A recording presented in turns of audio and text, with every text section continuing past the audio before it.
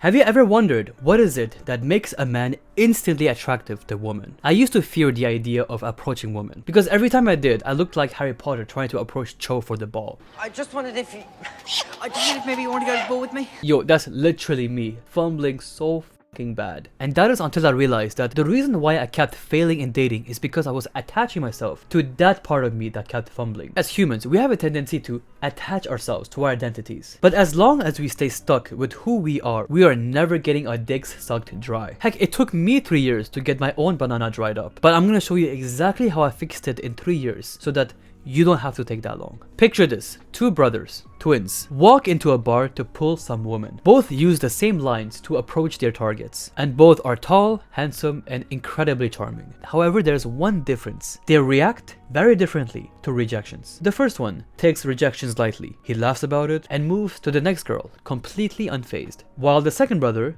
does not take rejections that well. Every single refusal hits his ego like a fucking punch. And even though the second brother keeps his cool on the outside, deep down, he's hurt enough to not want to try ever again tonight because he knows that another rejection will completely break him. Now, who do you think has the better success with women that night?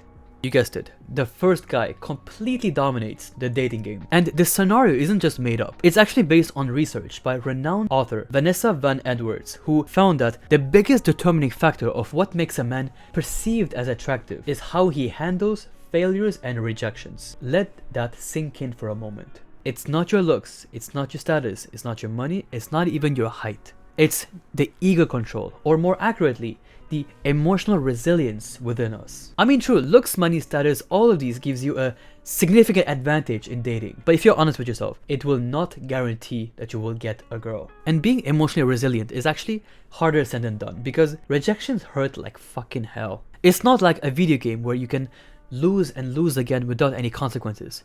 Rejection has this deep psychological consequence that comes after it. We are the first generation in human history facing this many disproportionate levels of rejection. There was a time where a man would face 3 to 5 rejections in his entire lifeline, 3 to 5 at most. But today, modern men face rejections in the double, even triple digits. There's only a certain degree of failures and rejections that the average man can handle without breaking. But this thing that seems like an obstacle doesn't have to be an obstacle anymore if you see it differently. Just imagine if you could become absolutely unfazed for any failure that you face. Not only it will give you a significant advantage in modern dating, but it will completely transform your identity into a fearless machine that repulses enemies and attracts the most high quality people you can think of. Now the question is, how do you change your identity into becoming someone that is this fearless to rejections and failures? Simple.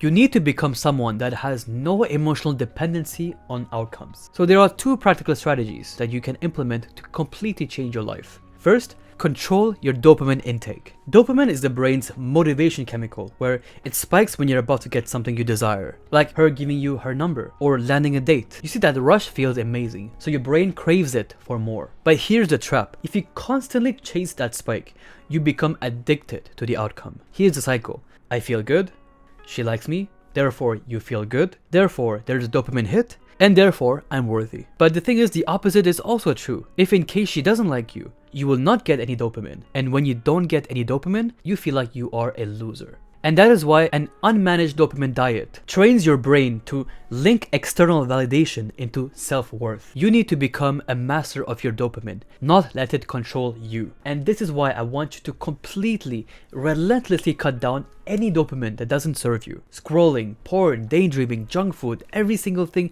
especially in the morning. The goal is to let your dopamine baseline reset naturally over time. And the second practical thing you can do every single day is to face death. In other words, it's you challenging your own limits as every day as you can. And I'm not just talking about gym, I'm also talking about going out of your comfort zone to literally do the things that you fear or the things that you postpone to do. Maybe it's about overcoming the anxiety to speak publicly. Maybe it's about rock climbing that you're delaying to do. Or simply it could be just about walking to that woman and just asking her out. Becoming fearless takes this real world exposure. I've made a full guide on explaining exactly how to do that, absolutely for free. Check the link and I'll see you.